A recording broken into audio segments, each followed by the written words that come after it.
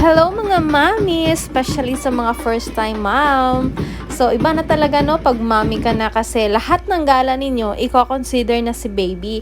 Kaya naman, napag-isipan namin gumala na naman sa Crocodile Park and Zoo dito sa Davao City. 350 po ang entrance mga mi, at saka sa entrance ninyo, may animal show na sila na magsa-start ng 10 a.m. Bukod sa animal show na included sa 350, pwede din kayong gumala sa kanilang zoo. There's no need for advanced booking, but for bigger groups like field trips, kailangan nyo pong mag-book. Kung gusto nyo ding magbaon, pwede kasi they have allotted area and meron din silang restaurant.